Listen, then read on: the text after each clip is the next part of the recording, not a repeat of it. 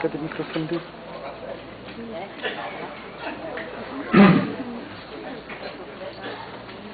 O que é a ação penal 470, o chamado mensalão, julgamento mensalão?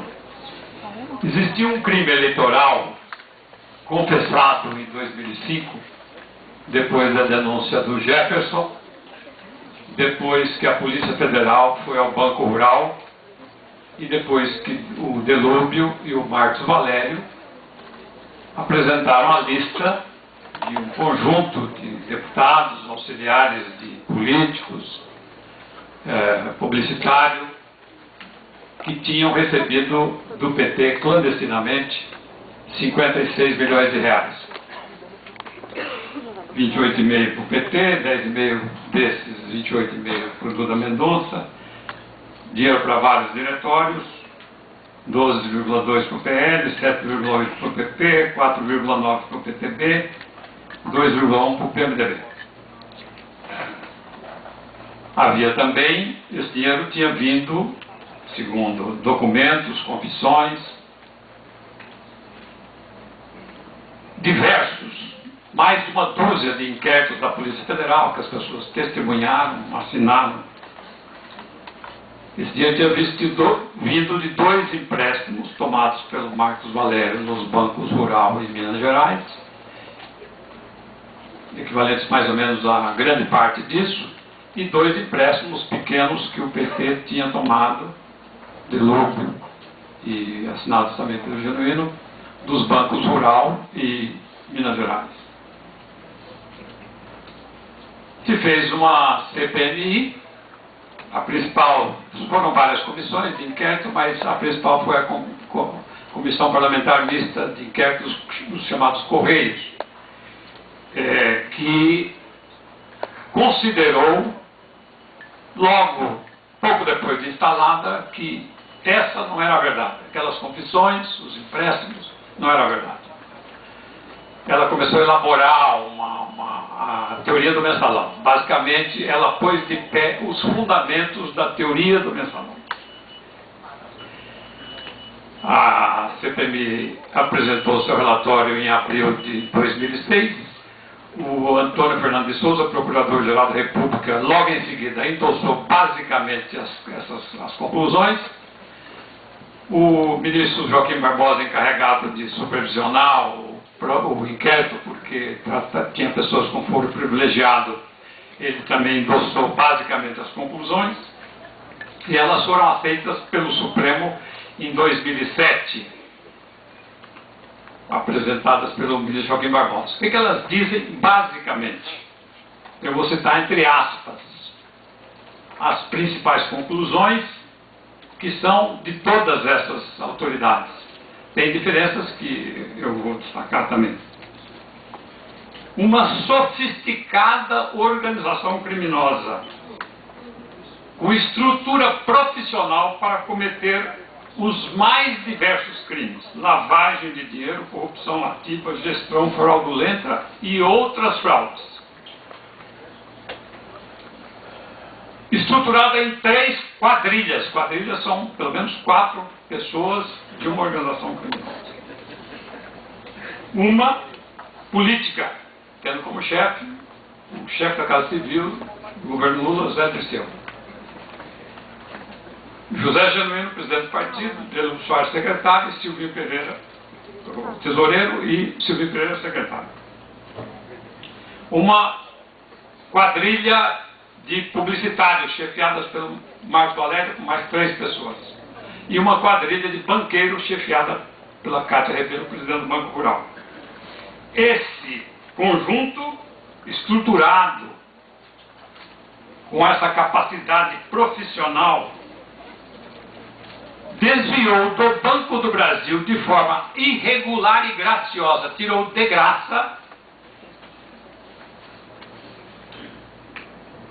cerca de 74 milhões de reais do Banco do Brasil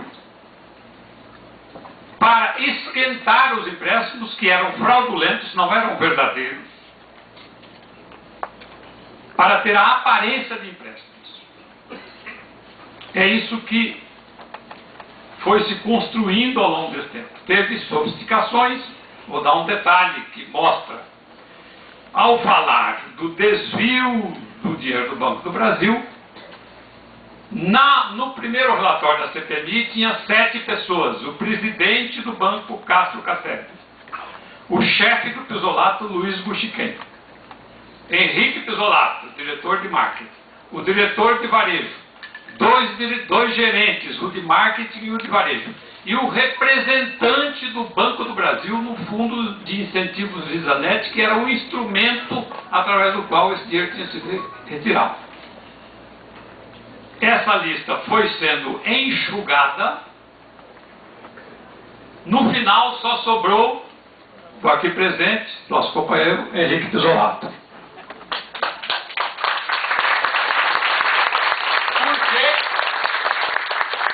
Por que só sobrou o Henrique Pisolato? Eu vou demonstrar depois, mas eu vou dizer aqui com todas as letras. O presidente do Banco do Brasil, um homem do mercado, ex-dirigente do Citibank, foi tirado, inclusive por pressão da VisaNet. Existe um relatório do pessoal de relações públicas da VisaNet que está nos autos da ação penal 470, até agora não apareceu, a não ser nas matérias da imprensa popular, que diz que estamos trabalhando e parece que vai ficar só o Pisolato. Saíram todos os que tinham sido nomeados no governo Fernando Henrique, o diretor de varejo, os 2 gerentes de marketing e o que era oficialmente a pessoa que mandava tirar o dinheiro do Fundo de Incentivo VisaNet. Todos esses saíram. E saiu o Luiz Buchiquem porque, na minha opinião, já estava escolhido o chefe da quadrilha e só podia ser um. Saiu o Luiz Buchiquem. Bom, o que é central na história? Central na história é o desvio de 74 milhões do Banco do Brasil. Esse dinheiro é o dinheiro que faz com que os empréstimos não existam. Aquilo que foi confessado por Delúbio, Valério, todos os que receberam dinheiro, por Cátia 2, etc. Tal, isso não existe, é falso, diz o Supremo. É fraudulento. Os banqueiros estão condenados por isto. Porque dinheiro não é esse, é um dinheiro tirado do Banco do Brasil dessa forma. O julgamento foi feito dessa maneira. O ministro Joaquim Barbosa organizou de acordo com essa estrutura. Agora tem um porém, que, modéstia à parte, nós aqui na Revista Retrato do Brasil, estamos há 1 ano e meio trabalhando nisso, estamos na 5ª matéria, essa que diz a prova do erro do STF. O desvio não existiu. Esse desvio foi analisado em 3 grandes auditorias. Uma enorme, de 4 meses, por 20 auditores do Banco do Brasil. Ela está toda nos autos. Ela não diz em nenhum lugar que houve o desvio. Em nenhum lugar. Isso está nos autos da ação penal 470. Ela diz que há indícios de que as ações podem não ser feitas. Nós publicamos nesta última edição o documento da VisaNet, que é a empresa que distribuía esses recursos para os bancos fazerem promoções dos cartões de bandeira Visa. O que é a VisaNet?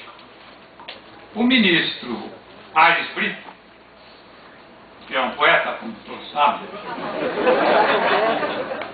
ele também tem conhecimentos vastos. Eu recomendo enfaticamente, porque inclusive precisamos de leitores, a revista Retrato do Brasil, que sai nas bancas em fevereiro, que tem uma matéria de ciência falando da mentora espiritual do ministro Aires Brito, que é uma escritora americana que dá cursos de imersão sobre teorias diversas.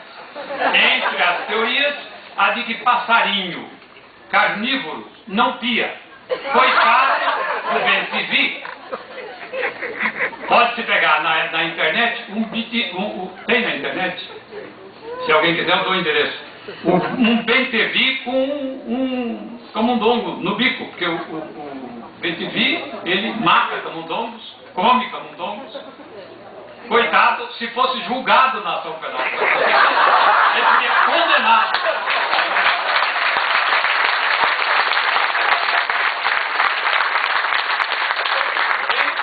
E ele canta. Ao contrário do que diz o ministro Aires Brito, que se acha entendido em mecânica quântica e fala um conjunto de asnices. Uma que eu não posso deixar de dizer, porque não sei se os companheiros sabem, minha formação é física, ele confunde Einstein com Heisenberg. Heisenberg é o homem da mecânica quântica, o Einstein é o da teoria da... Nessa edição, nós apresentamos a lista da VisaNet, dizendo assim, para o imposto de renda. Ela diz para o imposto de renda, todos esses serviços pedidos pela DNA, comandados pelo Banco do Brasil. O Banco do Brasil pediu, a DNA fez a parte de propaganda. Todos foram realizados. E eu tenho as provas disso. Que provas são? Não bastava a VisaNet dizer isso. Existe um arquivo chamado Arquivo da Propaganda.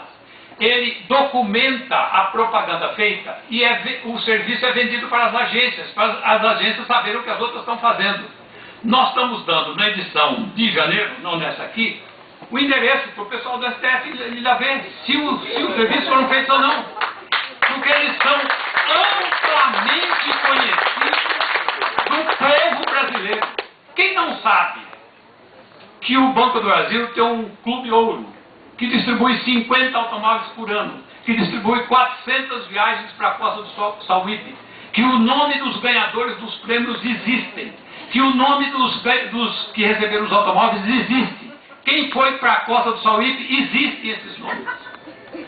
Quem não sabe que o Guga foi patrocinado pelo Ourocá? Quem não sabe que a Sheila e a outra... Adriana.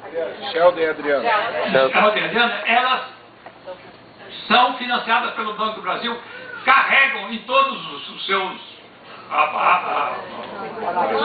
Você entendeu? Nos uniformes, no biquíni, na bandana, etc e tal, o Ourocá para fazer propaganda. Quem não sabe que o Brasil fez a maior exposição de arte africana patrocinada pelo Fundo de Incentivo de VisaNet? Quem não sabe que o Congresso de Magistrados Brasileiros se reuniu pago pelo Fundo de VisaNet? Nós publicamos essa lista toda. O julgamento na Idade Média, ele era assim. Você pegava a bruxa, dava um traço nela e ela confessava qualquer coisa. Que mandou matar o Papa. E eles condenavam a bruxa por ter matado o Papa. O Papa estava vivo. Mas não era necessária a materialidade do crime. O que foi a Idade Moderna para o Judiciário? O Marquês de Beccaria e outros grandes nomes da Justiça. Para existir o crime, tem que primeiro provar a materialidade do crime. O que o Supremo Tribunal deveria ter feito? Ele julgava uma tese muito escrota, caixa 2, putaria, etc e tal. Tudo bem. Confessada, todo mundo confessou, está lá, material, tal dinheiro recebido, todo mundo pecou e tal. Ele inventou outra coisa. Inventou o mensalão, cuja tese central era o desvio de dinheiro do Banco do Brasil. O que ele tinha que fazer em primeiro lugar? Provar o desvio. Esse julgamento tem que ser anulado.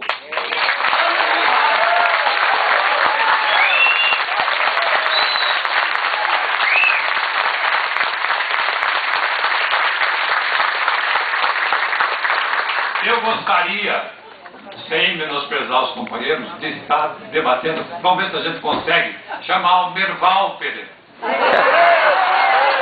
para debater. para debater, porque escreveu, eu leio o Nerval Pereira todo dia por ofício, não é por gosto, mas é por ofício, leio. Vários outros colunistas escreveram as mesmas coisas. Nós devíamos desafiá-los para disputar no Pacaembu, mostrar como é que pode você condenar uma pessoa por um crime se não existe o crime. Essa é a questão central do mensalão. É isso que nós temos que demonstrar e conseguir, a despeito da fragilidade dos meios de comunicação da imprensa popular, fazer com que ela aproveite esse momento para ela crescer e para a gente dar a ela o fazer, mobilizar o povo e mostrar a importância de fazer isso que o Fernando Moraes está dizendo. Não só isso que ele falou, de haver uma lei mínima para disciplinar o uso dos bens públicos, que é o espectro eletromagnético, mas também para que exista uma voz, como existiu no tempo do Getúlio, a última hora, né? Uma última hora, porque não é preciso que o Lula dê um tiro no peito para o povo sair nas ruas e fechar esses jornais, como ele fez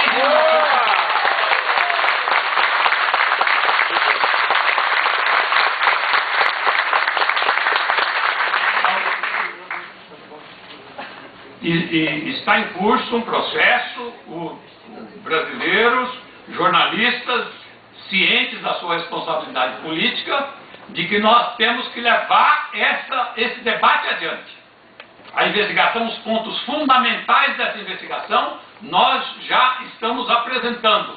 Nós convidamos os colegas jornalistas de todos os meios a contestarem essas afirmações, a provarem que se pode condenar as pessoas sem existir o crime, que se pode, com base numa falsidade fundamental, que é essa teoria do desvio de dinheiro do Banco do Brasil, pegar aqui e ali um indício, porque o Dirceu recebeu 2 banqueiros, sendo sua tarefa receber milhares de pessoas no Palácio, porque recebeu 2 banqueiros, isso é um indício que prova, porque o fundamental é uma coisa que não existiu.